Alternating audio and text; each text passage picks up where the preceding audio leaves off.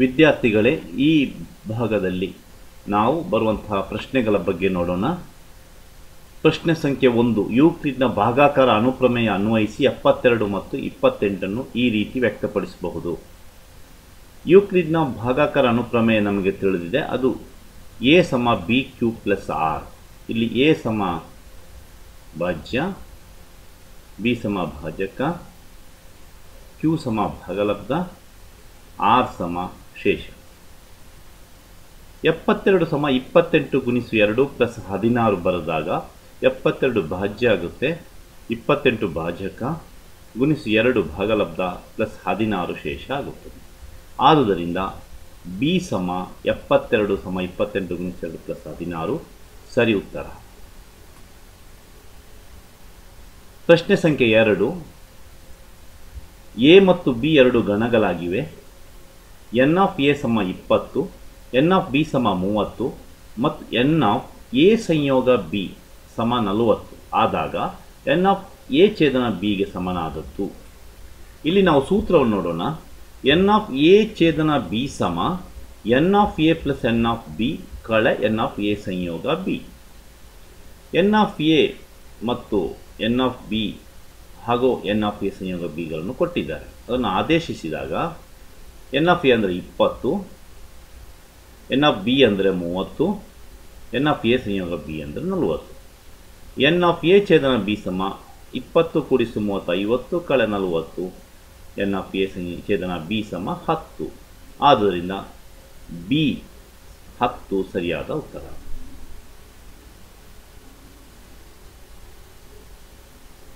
ಪ್ರಶ್ನೆ ಸಂಖ್ಯೆ 3.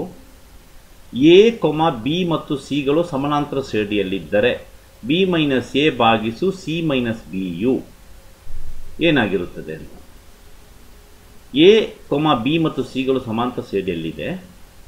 ಆದುದರಿಂದ ಬಿ ಕಳೆ ಎ ಅಂದರೆ ಎರಡನೇ ಪದದಿಂದ ಮೊದಲನೇ ಪದವನ್ನು ಕಳೆದಾಗ ಬರುವಂತಹ ಉತ್ತರ ಮೂರನೇ ಪದ ಸಿ ಇಂದ ಎರಡನೇ ಪದ ಬಿ ಅನ್ನು ಕಳೆದಾಗ ಬರುವ ಉತ್ತರಕ್ಕೆ ಸಮ ಆಗಿರುತ್ತದೆ. ಈಗ ಇದನ್ನು ನಾವು ಬಿ ಮೈನಸ್ ಎ ಭಾಗಿಸು ಸಿ ಮೈನಸ್ ಬಿ ಸಮ ಸಿ ಮೈನಸ್ ಬಿ ಭಾಗಿಸು ಸಿ ಮೈನಸ್ ಬಿ ಎಂದು ಬರೀಬಹುದು. ಅಂದರೆ ಎರಡೂ ಕಡೆಗೂ ನಾವು ಸಿ ಮೈನಸ್ ಬಿ ಅನ್ನು ಭಾಗಿಸಿದ್ದೇವೆ. ಆದುದರಿಂದ ಬಿ ಮೈನಸ್ ಎ ಭಾಗಿಸು ಸಿ ಮೈನಸ್ ಬಿ ಸಮ C minus B C minus B ಒಡೆದೋಗುತ್ತೆ, 1 ಉಳಿಯುತ್ತದೆ. ಆದ್ದರಿಂದ ಇಲ್ಲಿ ನಮಗೆ ಸಿ 1 ಸರಿಯಾದ ಉತ್ತರ.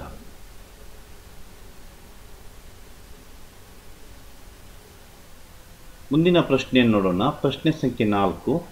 ಸಂಭವನೀಯತೆಯ ಒಂದು ಯಾದೃಚ್ಛಿಕ ಪ್ರಯೋಗದಲ್ಲಿ ಒಂದು ಘಟನೆಯ ಸಂಭವಿಸುವಿಕೆಯು ಇನ್ನೊಂದು ಘಟನೆಯ ಸಂಭವಿಸುವಿಕೆಯನ್ನು ತಡೆಯುವುದಾದರೆ ಆ ಘಟನೆಯು ಪರಸ್ಪರ ವರ್ಜ್ಯ ಘಟನೆ ಆಗಿರುತ್ತದೆ. ಏಕೆಂದರೆ ಪರಸ್ಪರ ವರ್ಜ್ಯ ಘಟನೆಗಳು ಒಂದು ಘಟನೆಯ ಸಂಭವಿಸುವಿಕೆಯನ್ನು ಇನ್ನೊಂದು ತಡೆಯುತ್ತದೆ. ಆದ್ದರಿಂದ ಸಿ ಪರಸ್ಪರ ವರ್ಜ್ಯ ಘಟನೆ ಸರಿಯಾದ ಉತ್ತರ. ಮುಂದಿನ ಪ್ರಶ್ನೆ ಸಂಖ್ಯೆ 5. ಕೆಲವು ದತ್ತಾಂಶಗಳಿಗೆ ಮಾನಕ ವಿಚಲನೆಯು 1.6 ಆಗಿದ್ದರೆ ಅವುಗಳ ಪ್ರಸರಣೆಯ ವಿಚಲನೆಯು, ಇಲ್ಲಿ ಪ್ರಸರಣೆಯ ವಿಚಲನೆ ಸಮ ಮಾನಕ ವಿಚಲನೆಯ ವರ್ಗ ಆಗಿರುತ್ತದೆ. ಪ್ರಸರಣೆಯ ವಿಚಲನೆ ಸಮ 1.6 ಅದು ಮಾನಕ ವಿಚಲನೆ ಕೊಟ್ಟಿರುತ್ತಾರೆ, ಅದರ ವರ್ಗ. ಪ್ರಸರಣೆಯ ವಿಚಲನೆ ಸಮ 2.56 1.6 ವರ್ಗ 2.56. ಆದುದರಿಂದ ಡಿ ಸಮ 2.56 ಸರಿಯಾದ ಉತ್ತರ. ಮುಂದಿನ ಪ್ರಶ್ನೆ ಸಂಖ್ಯೆ 6. 2 ಘನಮೂಲ 2 ಮತ್ತು 3 ಘನಮೂಲ 4 ಇವುಗಳ ಗುಣಲಬ್ಧ. 2 ಘನಮೂಲ 2 ಗುಣಿಸು 3 ಘನಮೂಲ 4 ಸಮ 2 ಮತ್ತು 3ಗಳನ್ನು ಗುಣಿಸಿದಾಗ 6, 2 4 8 ಘನಮೂಲ 8 ಸಮ 8ರ ಘನಮೂಲ 2. ಆದುದರಿಂದ 6 ಗುಣಿಸು 2 ಸಮ 12. ಆದುದರಿಂದ ಸರಿಯಾದ ಉತ್ತರ ಡಿ ಸಮ 12.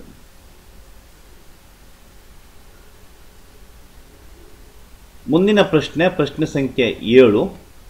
ಈ ಕೆಳಗೆ ನೀಡಿರುವ ಚಿತ್ರದಲ್ಲಿ ಕೋನ ಎ ಬಿ ಸಿ ಸಮ 90 ಡಿಗ್ರಿ ಮತ್ತು ಬಿ ಡಿ ಲಂಬ ಎ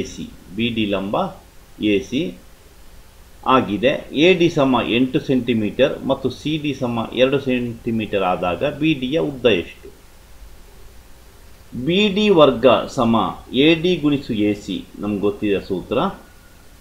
ಬಿ ಡಿ ವರ್ಗ ಸಮ ಎ ಡಿ ಅಂದರೆ 8, ಎ ಸಿ ಅಂದರೆ 2, 8 ಗುಣಿಸು 2, ಬಿ ಡಿ ವರ್ಗ ಸಮ 16, ಆದ್ದರಿಂದ 16 ವರ್ಗಮೂಲ ಬಿ ಡಿ ಸಮ 4 ಆಗ್ತದೆ. ಆದ್ದರಿಂದ ಎ ಸಮ 4 ಸೆಂಟಿಮೀಟರ್ ಸರಿಯಾದ ಉತ್ತರ.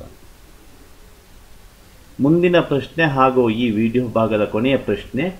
ಕೊಟ್ಟಿರುವ ಚಿತ್ರದಲ್ಲಿ ಎ ಬಿ ಲಂಬ ಬಿ ಸಿ ಮತ್ತು ಕೋನ ಎ ಸಿ ಬಿ ಸಮ 30 ಡಿಗ್ರಿ ಆಗಿದೆ. ಬಿ ಸಿಯ ಅಳತೆ ಕೊಟ್ಟಿದ್ದಾರೆ, ವರ್ಗಮೂಲ 300 ಮೀಟರ್. ಎ ಬಿಯ ಉದ್ದ ಎಷ್ಟು? ಇಲ್ಲಿ ನಾವು ಟ್ಯಾನ್ ತೀಟಾ ಸಮ ಅಭಿಮುಖ ಭಾಗಿಸು ಪಾರ್ಶ್ವ ಅಂದರೆ ಎ ಬಿ ಭಾಗಿಸು ಬಿ ಸಿ ಎಂದು ಬರೆದುಕೊಳ್ಳೋಣ. ಟ್ಯಾನ್ 30 ಡಿಗ್ರಿ ಸಮ ಎ ಬಿ ಭಾಗಿಸು ಬಿ ಸಿಯ ಅಳತೆ ಕೊಟ್ಟಿದ್ದಾರೆ, ವರ್ಗಮೂಲ 300. ಟ್ಯಾನ್ 30 ಡಿಗ್ರಿ ಅಂದರೆ 1 ಭಾಗಿಸು ವರ್ಗಮೂಲ 3 ಸಮ ಎ ಬಿ ಭಾಗಿಸು ವರ್ಗಮೂಲ 300 ಸಮ ಎ ಬಿಯನ್ನು ಇಲ್ಲೇ ಇಟ್ಕೊಂಡು 300ನ್ನು ಓರೆ ಗುಣಾಕಾರ ಮಾಡಿದಾಗ ವರ್ಗಮೂಲ 300 ಭಾಗಿಸು ವರ್ಗಮೂಲ 3 ಆಗ್ತದೆ. ಎ ಬಿ ಸಮ ವರ್ಗಮೂಲ 100 ಗುಣಿಸು 3 ಭಾಗಿಸು ವರ್ಗಮೂಲ 3, ಯಾಕೆಂದರೆ 300 ವರ್ಗಮೂಲ 300 100 ಗುಣಿಸು ವರ್ಗಮೂಲ 3 ಎಂದು ಬರೀಬಹುದು. ಆದ್ದರಿಂದ ಎ ಬಿ ಸಮ 10 ಗುಣಿಸು ವರ್ಗಮೂಲ 3, 100ರ ವರ್ಗಮೂಲ 10, ವರ್ಗಮೂಲ 3 ಭಾಗಿಸು ವರ್ಗಮೂಲ 3, ವರ್ಗಮೂಲ 3 ಕ್ಯಾನ್ಸಲ್ ಆಗುತ್ತೆ.